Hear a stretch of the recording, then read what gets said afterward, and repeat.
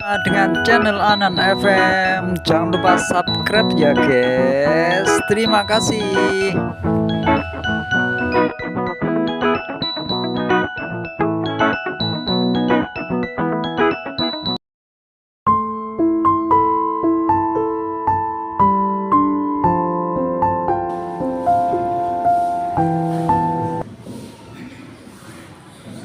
Assalamualaikum warahmatullahi wabarakatuh.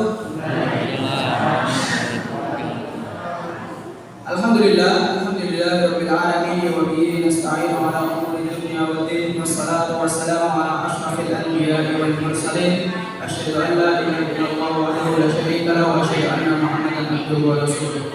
Alhamdulillah, segala puji bagi Allah Subhanahu wa taala yang masih memberikan kita nikmat iman, Islam serta kesempatan hingga kita masih bisa berkumpul di tempat yang insya Allah berbarokah ini. Allahumma amin. Salam kedua kalinya, salawat serta salam semoga tetap tercurahkan kepada junjungan kita Nabi besar Nabi Muhammad Sallallahu Alaihi Wasallam, yang mana dengan risalah beliaulah kita masih mampu meneliti agama Islam hingga saat ini. Bapak Ibu, bagaimana kabar ini? Saya alhamdulillah siang ya. Siang? Ya, alhamdulillah siang. Sebentar lagi kita akan memasuki ke 10 hari terakhir. Sebentar lagi. Ini Ramadan kepitan Bapak Ibu. Mereka itu kamu aja sampai ke Selasa. Selasa nggih. Berarti ini kurang lebih ke 19 nggih. Ya, kurang lebih ini ke 19. Bentar lagi masuk ke 20 dan masuk ke 10 hari terakhir. Kata Rasulullah, di bulan Ramadan ini kita diminta untuk banyak-banyak membaca Al-Quran. Cuma kata Rasulullah, nggak semua umatnya itu bisa baca Al-Quran. Nggak semuanya itu bisa dan pandai untuk membaca Al-Quran. Nah, kemudian kata Rasulullah, kalau umatku masih mau berusaha, aku akan memberikan alternatif. Di antaranya apa? Kata Rasulullah, Qul huwallahu ahad ta'dilu thuluthul Qur'an. Bahwasanya Qul huwallahu ahad Allahus samad lam yalid wa lam yulad wa lam yakul lahu kufuwan ahad, ini sebanding dengan sepertiga Al-Qur'an. Jadi kalau kita baca Qul hu 3 kali sebanding dengan khatam. Hafal apa pembacaan ini Al-Ikhlas? Hafal apa pembacaan? Monggo sekarang 3, pengen 3 nggih, 1 2 3. Bismillahirrahmanirrahim. Qul huwallahu ahad Allahus samad lam yalid wa lam yulad wa lam yakul lahu kufuwan ahad. Monggo doa lagi. Bismillahirrahmanirrahim. Qul huwallahu ahad Allahus samad lam yalid wa lam yulad wa lam yakul lahu kufuwan ahad. Monggo sekali. Bismillahirrahmanirrahim. Qul huwallahu ahad Allahus samad lam yalid wa lam yulad wa lam yakul lahu kufuwan ahad. Alhamdulillah, bagi yang tadi ikut membaca 3 kali, kita sudah sebanding dengan khatam 1 kali. Allahumma amin. Ya, jadi Bapak Ibu jangan minder, jangan pesimis. Kita tetap optimis. Allah sudah memberikan kesempatan kepada kita untuk berjumpa dengan bulan Ramadan, maka mari kita gunakan sebaik-baiknya. Kenapa Pak Rasulullah sampai menyampaikan Qul huwallahu ahad ini kok sampai sebanding dengan sepertiga Al-Quran? Berarti Qul huwallahu ahad ini sebanding dengan 10 juz. Karena Al-Quran 30 juz, dibagi 3 sama dengan 10 juz. Kita baca Qul huwallahu ahad 1 kali tadi sebanding dengan sepertiga kepada Al-Quran. Kalau kita baca 3 kali sudah sebanding dengan khatam. Nah, kata Rasulullah di dalam hadisnya yang lain, man qara'a harfan min kitabillah falahu hasanah wal hasanatu bi asyri amsalihha. La aqulu alif lam mim harfun bal alifun harfun wa lamun harfun wa mimun harfun. Kata Rasulullah, barang siapa di antara umatku yang mau membaca setiap huruf dari Al-Quran, setiap satu huruf, ingat satu huruf itu pahalanya minimal 10. Aku tidak mengatakan alif lam mim. Alif lam mim ini bukan satu huruf, akan tetapi alif satu huruf, lam satu huruf, mim satu huruf. Jadi kalau kita baca alif lam mim, ini minimal pahala yang kita dapatkan sudah 30. Dan kalau kita ingin membacakan Bismillahirrahmanirrahim, di dalam kalimat Bismillahirrahmanirrahim ini ada sekitar 19 huruf. Jadi kalau dikali 10 berapa Bapak Ibu? 190. Bayangkan betapa banyak Allah melipat gandakan pahala di bulan Ramadan. Makanya jangan pernah kita merasa, wah saya ini sudah tua, ora iso maca Quran, ora iso hafal Quran. Tapi Rasulullah adalah Rasul manusia yang paling baik hati, yang paling mulia. Yaitu apa? Memberikan keringanan kepada umatnya, yaitu memberikan alternatif yang mudah. Kalau kita belum bisa baca Quran, kita belum mampu menghafal Quran, minimal kita berbuat baik kepada mereka pembaca dan menghafal Al-Quran. Kenapa? Man dalla ala khairin falahu ajrun kafa'ilihi. Kata Rasulullah, kalau kalian nggak bisa baca Quran, kalau kalian belum bisa menghafal Quran, coba berbuat baiklah kepada para penghafal Al-Quran. Ketika kita berbuat baik kepada para penghafal Quran tadi, salah satu rumus yang diajarkan oleh Rasulullah ini nanti bisa dicatat, bisa diingat-ingat, dan mungkin bisa diamalkan. Contoh, Rasulullah ini kalau ngajarin umatnya ini adalah sesuatu yang cerdas. Contohnya apa? Investasi. Namanya investasi itu modal usaha Bapak Ibu. Investasi itu kata Rasulullah kalau bisa modalnya sedikit tapi untungnya yang banyak. Berarti pintar apa buatan ini? Pintar ya? Cerdas. Makanya diajarkan oleh Rasulullah modalnya kalau bisa sedikit tapi untungnya yang banyak. Itu keuntungannya untuk dunia dan akhirat. Nah ini disebut dengan sedekah jariah. Kata Rasulullah contohnya apa?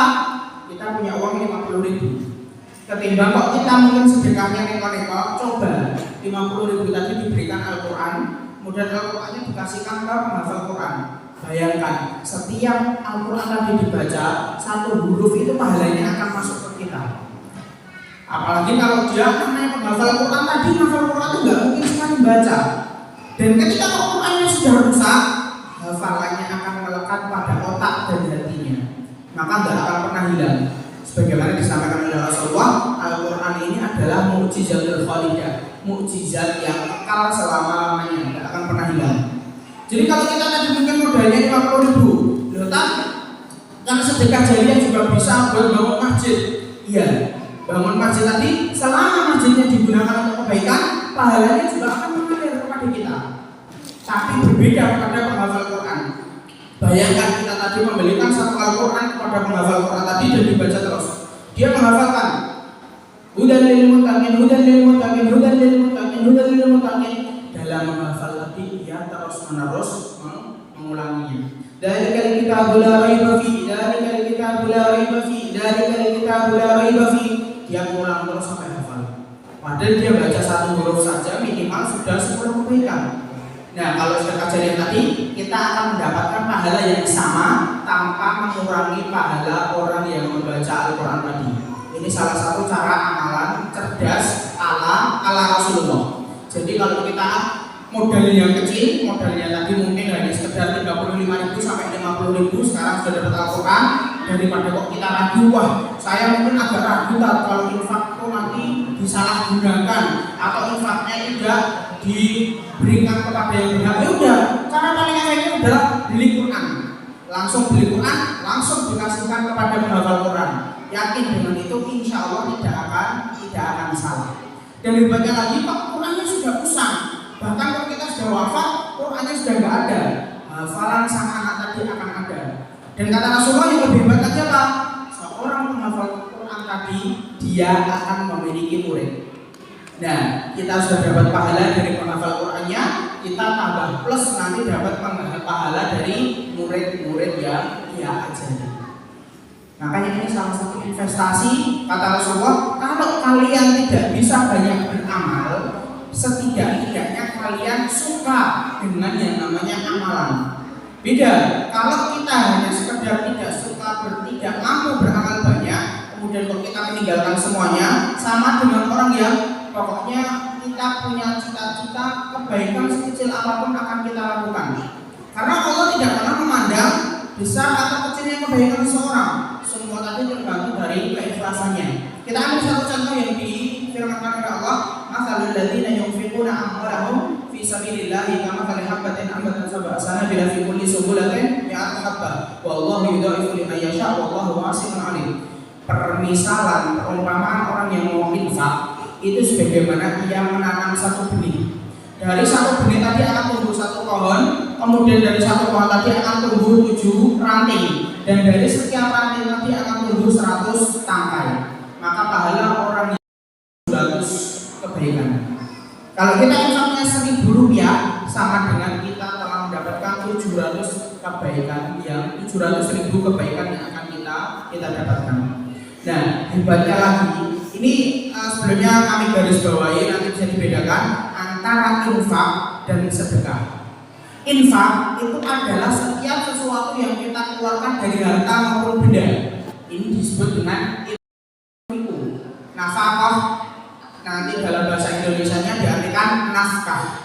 Nah, ini berupa harta dan benda. Tapi kalau sedekah itu adalah, kata Rasulullah, kullu ma'rufin shadaqah. Bukan kata saya, tapi kata Rasulullah, kullu ma'rufin shadaqah. Setiap kebaikan itu sedekah. Senyum sedekah.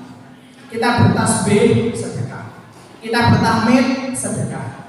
Kita bertahlil sedekah. Kita beramal ma'ruf sedekah. Kita sholat sedekah.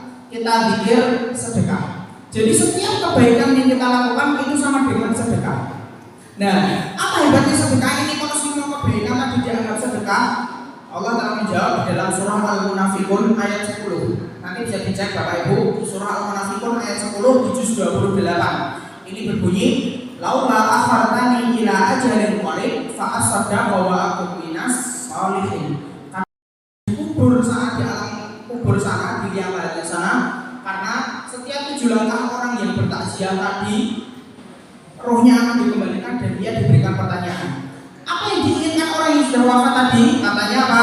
Ya Allah, tolong bangkitkan saya lagi, hidupkan saya lagi di dunia sebentar saja, supaya saya bisa bersedekah atau berbuat kebaikan, dan supaya saya masuk ke dalam golongan orang-orang yang soleh. Nah, sedekah tadi, kalau sedekah jelas ya, sedekah itu tidak harus berupa uang dan barang maupun benda, tapi sedekah adalah setiap kebaikan yang kita lakukan. Contoh puasa, kita sedang puasa, ya udah, kita harus menahan yang namanya hawa nafsu, lapar dan dahaga. Kita puasa nggak usah gibah, nggak usah mencaci maki, nggak usah membujuk, itu pahalanya sangat luar biasa. Kenapa? Karena itu adalah kebaikan yang kita lakukan dan itu masuk ke dalam kategori sedekah. Bahkan kata Rasulullah, tingkat keimanan manusia itu ada 73 cabangnya. Tingkat keimanan manusia tadi ada 73 cabang. Ada yang tinggi keimanannya kuat, ada yang paling lemah keimanannya. Siapa yang paling lemah keimanannya? Yaitu adalah orang yang mau menyingkirkan halangan dari tengah jalan. Contoh, kita lewat, di tengah jalan ada duri. Kita menyingkirkan duri tadi, itu adalah bukti selemah-lemahnya keimanan kita. Kenapa? Karena itu kebaikan. Siapa tahu durinya nanti diinjek sama orang yang gak mulia. Siapa tahu durinya tadi diinjek sama anak kecil yang sedang lari-larian. Makanya ketika kita menghindarkan imamatul adzan qori, kita menyingkirkan sesuatu yang membahayakan di jalan, maka itu akan dinilai sebagai masih memiliki keimanan. Nah, kata Rasulullah tadi, kalau kita pengen jadi umat yang cerdas, carilah amalan yang ringan atau yang sedikit tapi pahalanya banyak. Di antara yang tadi adalah qul huwallahu ahad, mari dijaga qul huwallahu ahadnya, mari dibaca terus, mari dipertahankan. Kemudian yang kedua apa? Selain qul huwallahu ahad tadi kata Rasulullah, doa. Nah, ini yang paling hebat kata Rasulullah. Seorang mukmin, seorang muslim, kalau dia masih merasa butuh dengan Allah, dia pasti berdoa. Gambarannya seperti ini. Usaha tanpa doa itu sombong. Tapi kalau doa tanpa usaha itu bohong. Jadi kita mau jadi hamba yang mana? Kalau kita terus usaha, tapi kita nggak pernah berdoa, kita sombong. Karena kita merasa nggak butuh Allah. Kerja sampai dari berangkat petang, pulang petang, habis itu malamnya masih capek, besok pagi sudah harus mikir kerja lagi, ke sawah lagi, nyangkol lagi. Kok kita lupa dengan yang namanya berdoa tadi? Berarti kita sombong. Seakan-akan kita sudah tidak butuh Allah. Repon butuh Allah apa butuh ini? Butuh ya? Ya, setiap kita yang butuh sama Allah. Jadi kalau kita hanya sekedar usaha tadi tanpa adanya doa, kita sombong. Begitu juga sebaliknya. Kalau kita cuma terus menerus doa, sampan atau perahu, sopir perahu gedek, tapi ini masih pakai rakit, rakit di sungainya itu lebar, luas, panjang dan dalam. Kayak Bengawan Solo mungkin lebih panjang lagi, lebih luas lagi. Nah, orang kalau menyeberang sungai ini harus naik rakit tadi, harus naik perahu lagi. Nah, pas itu ada seorang ustaz yang dapat undangan untuk misi kajian. Nah, qadarullah harus nyebrang sungai. Setelah nyebrang sungai, dia harus nyebrang sebuah lautan itu ke sebuah pulau. Jadi nyebrangnya 2 kali. Yang pertama nyebrang sungainya besar, kemudian melewati desa. Setelah desa itu nanti nyebrang lagi ke sebuah pulau. Biasanya pulau banyak kayak gini ada di Madura. Madura itu pulaunya dekat-dekat banyak. Nah, nyebrang pulau ini harus pakai perahu, harus pakai kapal tadi. Nah, pas nyebrang pertama itu sopir gedeknya ini, pak sopir perahunya ini bersolawat. Allahumma sholli ala Muhammad, Allahumma sholli ala Muhammad, Allahumma sholli ala Muhammad, Allahumma sholli ala Muhammad. Kemudian kata ustaznya tadi ketika sudah turun, maaf bapak, tadi sholawatnya kurang tepat. Yang benar itu Allahumma sholli ala Muhammad, bukan Allahumma sholli ala Muhammad. Nah, si sopir perahunya tadi senang dibenarkan sama ustaz, dapat ilmu gratis. Akhirnya apa? Ustaznya pamit, ya udah saya pamit, saya mau lanjut ke pulau seberang. Nah, si sopirnya tadi otomatis balik ke tempat ngeteknya tadi. Ketika balik sampai tengah-tengah sungai, si sopirnya ini tadi lupa. Yang benar tadi Solo atau Soli. Hanya ngejar ustaznya tadi. Dikejar ustaznya tadi, nyebrang lagi dan dikejar lari. Ustaznya tadi ternyata udah naik kapal. Nah, ternyata dikejar sama si bapak ini tadi dan ketemu sama ustaznya. Kemudian bapaknya ini tadi nanya, maaf ustaz, tadi yang benar itu Solo atau Soli? Nah, apa kata ustaznya? Maaf bapak mau baca Solo atau mau baca Soli itu benar. Terserah bapak mau baca yang mana. Karena yang salah saya, karena saya nggak sopan, sudah berani membenarkan kebiasaan bapak tadi. Ternyata apa? Ketika ustaz tadi melihat bapak tadi sedang berlari di atas air, sedang mengejar ustaz tadi larinya di atas air. Ustaz tadi sampai keheran-heran. Kemudian bapak tadi juga dibilang, ini bapak sudah berdiri di atas air. Tanpa izin Allah, bapak nggak akan pernah bisa berdiri di atas air. Dan ini sering terjadi dulu dikisahkan oleh para sahabat, para salaf. Di antaranya adalah kisah penjual roti yang selalu beristighfar. Keinginannya cuma satu, pengen bertemu dengan Imam Ahmad. Kenapa? Dipertemukan. Nah, ini tadi yang ingin kami maksudkan adalah jangan pernah meremehkan kebaikan sekecil apapun. Kenapa? Karena kata ustazah tadi benar. Suatu ketika ustazah tadi juga diundang ke dalam acara, waktu itu adalah tasyakuran, acara kuponnya sengaja nggak kami sampaikan supaya nggak ada yang salah niat. Jadi nanti selesai kajian, Mang Ustazah undi, siapa yang dapat nanti akan saya berangkatkan umroh plus semua biayanya saya tanggung. Kata tuan rumahnya yang mengadakan maulid Nabi tadi. Benar, setelah kajian Ustazahnya tadi ngambil satu angkanya itu kalau nggak salah 316. Nah, sebelum Ustazah tadi nyebut, Ustazah tadi bilang, ya Allah, tolong yang dapat kupon ini adalah orang yang paling dirindukan oleh Nabi. Bukan yang paling rindu sama Nabi, tapi yang paling dirindukan oleh Nabi. Ketika dibacakan 316, ada ibu-ibu para bayi angkat tangan. Alhamdulillah saya Ustazah. Setelah itu ibu yang dipanggil semua jamaah pulang. Ibu-ibu tadi ditanya, maaf ibu, amalan apa yang menjadikan ibu sampai terpilih untuk mendapatkan umroh? Apa kata ibunya tadi?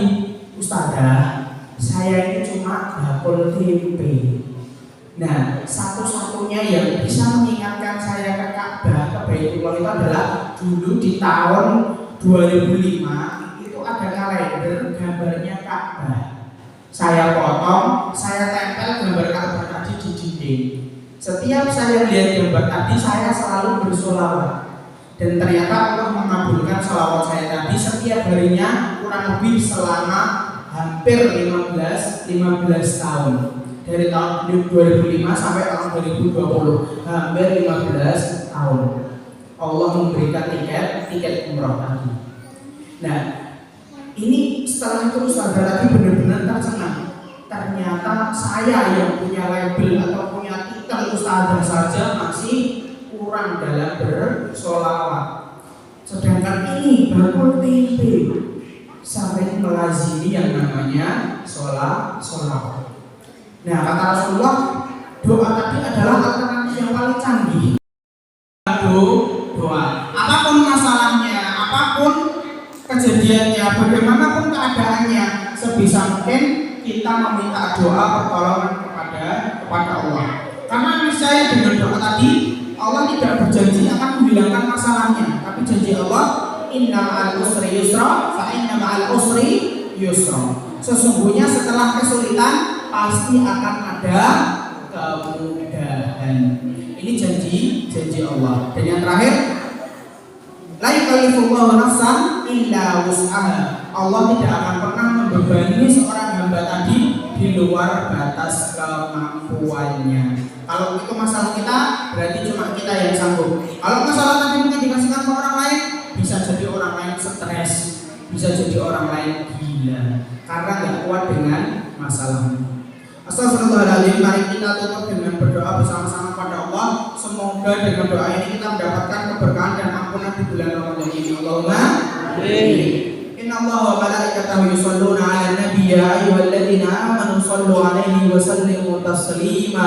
Allahumma la tada' lana dhanban illa ghafartah wa la hamman illa farajtah wa la daynan illa qadaitah wa la hajatan min hawaijid dunya wal akhirah illa qadaitaha ya arhamar rahimin. Allahumma a'ishna 'aisa su'ada wa amitna mayyit syuhada wa adkhilna fi zumratil mustafa Muhammadin sallallahu alaihi wasallam. Allahumma arinal haqqa haqqa warzuqna ittiba'ah wa arinal batila batila warzuqna ijtinabah. Allahumma inna nas'aluka al-huda wat-tuqa wal-afafa wal-ghina. Allahumma inna nas'aluka husnal khatimah wa na'udzubika min su'il khatimah. Subhana rabbika rabbil izzati amma yasifun wa salamun alal mursalin walhamdulillahi rabbil alamin. Rabbana atina fid dunya hasanah wa fil akhirati hasanah wa qina adzabannar.